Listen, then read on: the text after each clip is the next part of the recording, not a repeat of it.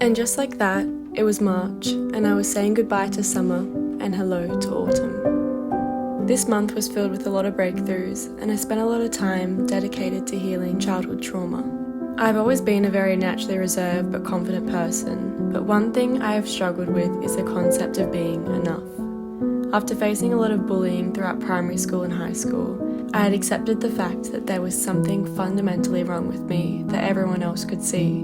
Reflecting now, it's crazy to me that I never once thought that those experiences would still be causing me hurt in the present day. But it wasn't until the events of last year, when I found the pattern had repeated itself, that I realised the wound was still fresh and I carried that baggage with me everywhere I went. I became an open wound that continued to invite people to pour salt on it without trying a band-aid first. When it came to making friends and choosing the people I surrounded myself with, it made me uncomfortable that someone could love me for me, because so many people in my past didn't.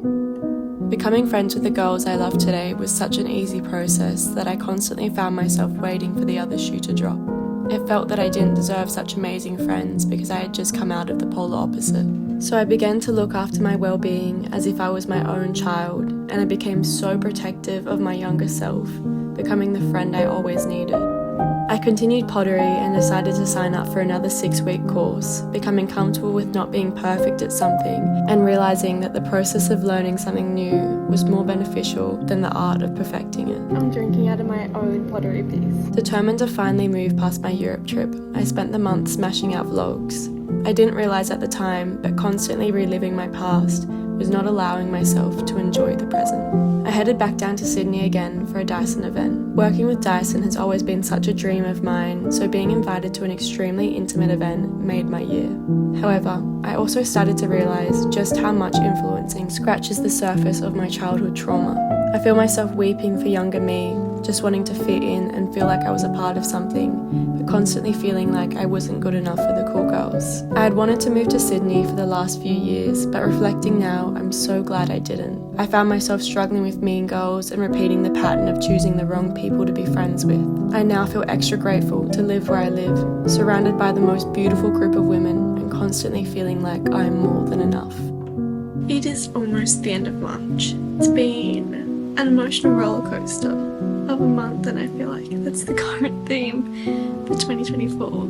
This month has really been about keeping to myself, healing, trying not to stress myself out, and just taking time. I've been trying to do all my Europe videos. It's been so long since Europe, and I feel like I'm a completely different person. And continuously editing them brings me back to that person who I was. And it's hard to watch sometimes because I want to hug that version of me. I'm struggling a little bit with my mental health and figuring out what I want and who I want to be. I mean, I know who I want to be and I know what I want, but it's so much harder than just knowing what you want. You need to have all these things aligning to really stitch it all together.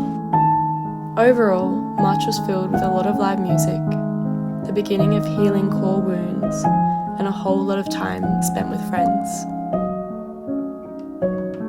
Some things may never change, but sometimes some things have to. And maybe the greatest act of love is leaving knowing you deserve more. I look forward to welcoming April with open arms.